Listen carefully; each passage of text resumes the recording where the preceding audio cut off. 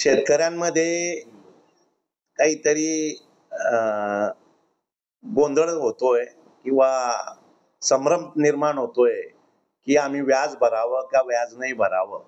परंतु जळगाव जिल्हा बँकेच्या मागील संचालक मंडळाच्या सभेमध्ये असा निर्णय झालेला आहे की ज्या शेतकऱ्यांनी एप्रिल 2024 ला कर्ज घेतलेलं आहे विविध कार्यकारी संस्थेकडून किंवा बँकेच्या थेट फायनान्स कडून, त्या शेतकऱ्यांनी जर 31 मार्च 2025च्या आत कर्ज भरलं तर त्यांना जिल्हा बँकेने 0% व्याज लावावं. म्हणजे थोडक्यात शेतकऱ्यांनी घेतलेल्या कर्जावर फक्त मुद्दल भरावं, व्याज भरू नये असा निर्णय जळगाव जिल्हा बँकेने घेतलेला आहे.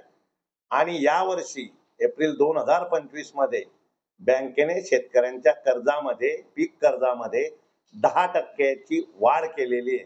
हा देखील फायदा शेतकऱ्यांनी घ्यावा, हा एकच उद्देश आज तुमच्या मार्फत शेतकऱ्यांना सांगण्याचा होता, म्हणून ही पत्रकार परिषद घेतलेली आहे.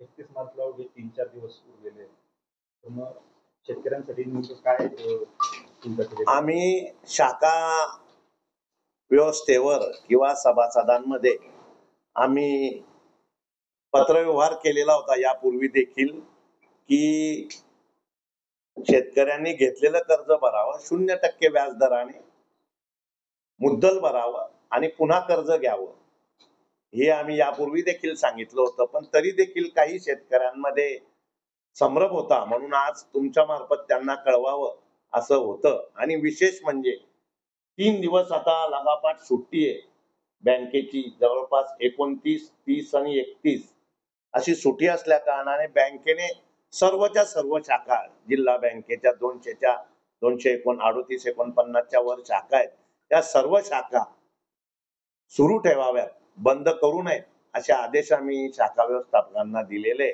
आणि जी आमची काही योजना आहे, दुसरी प्रणाली आहे, जी आमचे अधिकारी, क्षेत्रीय अधिकारी यांनाही आदेश दिलेले की आपण त्या शाखेत बसून शेतकऱ्यांचं कर्ज मुद्दल घ्यावं, असे आम्ही सूचना दिलेल्या आहेत.